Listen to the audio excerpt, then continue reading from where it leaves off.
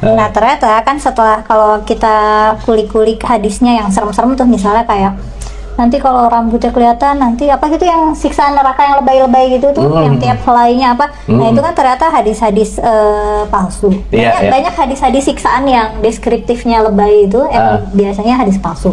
Nah hukumnya perempuan kalau tak pakai hijab Pasti berubah jadi laki-laki. Kedua hadis. Nah, ya ayyuhan nabi, wahai Nabi Muhammad, qul li azwajika, katakan kepada istrimu, wa banatika, katakan kepada anak perempuanmu. Assalamualaikum warahmatullahi wabarakatuh. Masih kembali di channel terbaru saya. Terima kasih kepada teman-teman masih setia menonton, mendukung, menyaksikan konten dari channel ini. Tentunya kita sudah mendengarkan bagaimana cuplikan videonya. Seperti yang kita ketahui bersama, di mana si Kumela ini mengakunya pernah mondok, hafal Al-Quran 30 juz dan pernah jadi guru ngaji juga. Tapi ketika ditantang sama Ustadz Hani Kristianto, langsung pembuktian, langsung dites hafalan si Kumela ini. Ternyata si Kumela ini hafalannya masih sangat belepotan. Dan si Kumela ini mengatakan hadis itu banyak yang palsu. Dan ketika menjelaskan tentang sisaan neraka, hadis itu terlalu lebay, terlalu berlebihan. Nah, jadi kepada teman-teman di sini jangan kemana-mana dulu, karena kita akan mendengarkan bagaimana kritikan si Kumela ini tentang hijab. Selamat menyaksikan. emang itu yang sering missing kan, karena ketika kita melihat ajaran Islam pasti rujukan pertama kita Al-Quran, rujukan kedua hadis. Nah itu ngebongkar pasti waktu itu. iya, Ngebongkar untuk against gitu ya. enggak juga. Enggak juga. Awalnya itu untuk kayak kenapa gitu. Kenapa dulu ya? Kenapa penting untuk Tuhan nyuruh rambut ditutup gitu. Karena kan kadang nih sebagai perempuan berkerudung, kalau ada poni-poni keluar dikit, nanti ada yang itu tuh rambutnya kelihatan gitu. Terus rambutnya kayak kenapa ini big deal gitu? Kenapa kalau ada beberapa lembar rambut aku keluar dari kerudung? Kan katanya neraka gitu ya. Nah itu apa gitu ya.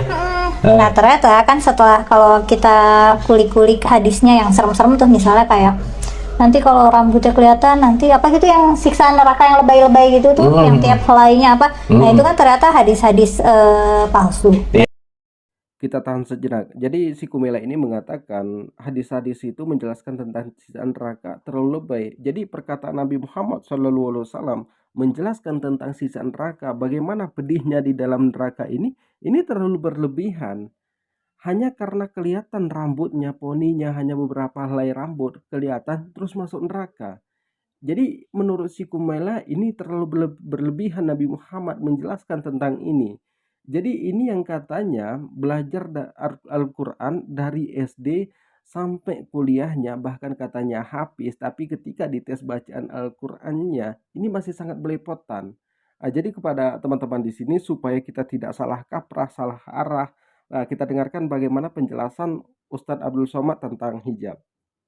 Nah hukumnya perempuan kalau tak pakai hijab berubah jadi laki-laki. Nanti kita harus bahas ini sih. Ya ayyuhan nabi, wahai Nabi Muhammad, qul li azwajika, katakan kepada istrimu, wa banatika, katakan kepada anak perempuanmu, wa nisa'il mu'minin, sampaikan kepada perempuan yang beriman, yudnina alaihinna min jalabibihin, panjangkanlah kain, tutup kepala, tutup leher, tutup lengan, tutup kaki, mesti kainnya lapang, jangan sempit sampai paha menjerit. Nice. Anak-anak kita dibiasakan dari kecil pakai jilbab, pakai hijab. Jangan sampai dia terbiasa pakai celana pendek. Kita akan dituntut di hadapan Allah. Bapaknya rajin tarawih, bapaknya khatam 30 juz, bapaknya sholat tahajud, emaknya berjilbab panjang, anak gadis dibiarkan celana pendek, maka dia tetap akan dituntut. Kullukum ra'in, setiap kamu pemimpin, wa kullukum mas'ulun an ra'iyati, setiap kamu akan ditanya di hadapan Allah. La yadkhulul jannah, tak masuk surga. Siapa yang tak masuk surga? Dayus. Siapa Dayus itu ya Rasulullah? Alladzi la yagharu ala maharimihi, orang yang tak ada rasa cemburu kepada mahramnya. Anak gadisnya pakai celana pendek dia diam aja. Pak Haji, anak Pak Haji pakai celana pendek, kurang pendek lagi. malah gimana ya? Ustadz Somad enak saja bicara begitu. Ustadz Somad ngomong begitu kan karena tak punya anak perempuan. Betul. Anak saya laki-laki, tapi keponakan saya perempuan. 2 orang keponakan kemanakan nambo perempuan. Wajib pakai hijab, wajib pakai baju panjang, wajib menutup aurat. Kalau mau datang ke rumah ambo, ikut aturan ambo. Lebih baiknya benci pada ambo di dunia daripada nanti di akhirat ambo dibenci Allah Subhanahu wa taala. Mau dikatakan keras silakan, mau dikatakan radikal silakan. Gara-gara mulut manusia, biarlah mulut manusia ini berkata, anjing menggonggong kapilah berlari. Betul. Langsung aja si critical thinkingnya nggak dipakai gitu. Benar, dan mungkin Bagaimana pendapat Ustadz maraknya pesantren yang banyak kajian yang tak sesuai dengan kebiasaan ibadah di tempat kami selama ini? Misalnya larangan mentalkinkan mayat. Mentalkinkan mayat sesudah masuk kubur. Hadisnya diriwayatkan sahabat Nabi, namanya Abu Umamah Al-Bahili. Jenazah kalau sudah dikuburkan dibacakan talqin. Status hadisnya hadis hasan. Kata Imam Al-Hafiz Ibnu Hajar Al-Asqalani, hafalan hadisnya 300.000 hadis. Nama kitabnya Talkhis Al-Habir. Orang yang mati meninggal dunia dikuburkan dibacakan talqin. Hadisnya riwayat Abu Umamah Al-Bahili. Membacakan talqin itu sunnah. Begitu disebutkan. Hadisnya hadis hasan. Kenapa kita masih goncang? Apa yang membuat kita goncang? Ustadz-ustadz dari Kampar Kiri, ada Ustadz Dr. Zul Ikrami, S1 Azhar, S2 Sudan, S3 Sudan, dosen UIN, Ahlussunnah wal Jamaah, alirannya sama. Masalah khilafiyah ini biasa. Alhamdulillah kita sudah mendengarkan bagaimana penjelasan dari Ustadz Abdul Somad. Jadi kalau kita perhatikan ya, dari setiap video si Kumelai ini, di mana dia itu selalu mengkritik agama Islam. Jadi seolah-olah sekarang ini si Kumelai ini kan jadi ateis. Kalau dia jadi ateis, kalau dia mau mengkritik, masa dia hanya mengkritik satu agama? Dia tidak mengkritik agama lain? Ataukah memang si Kumelai ini hanya dibayar untuk menyudutkan agama Islam? Kalau memang jadi ateis, kemudian dia mengkritik tentang agama, yang nggak masuk akal kan justru agama Kristen.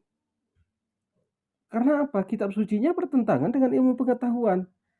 Tapi sekarang kan si Kumelai mengkritiknya tentang hijab lah, tentang agama Islam lah umumnya.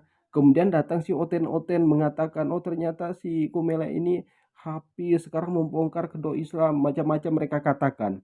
Coba kalau memang benaran tidak percaya dengan Tuhan, tidak percaya dengan kitab suci, para rasul, para nabi, coba kritik agama lain juga. Dibuktinya kan tidak ada. Berarti si Kumelai ini hanya dibayar untuk menyudutkan agama Islam.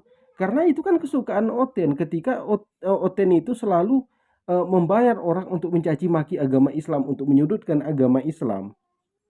Jadi sekarang ini mungkin si Kumelai ini dibayar, karena Kumelai ini mengakunya, dia ini pernah depresi berat.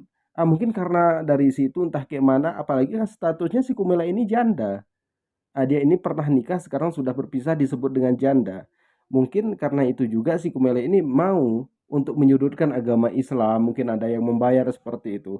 Kalau dia memang berpikiran netral, jadi mau jadi ateis, seharusnya dia mengkritik semua agama, selalu menyudutkan agama Islam. Assalamualaikum warahmatullahi wabarakatuh.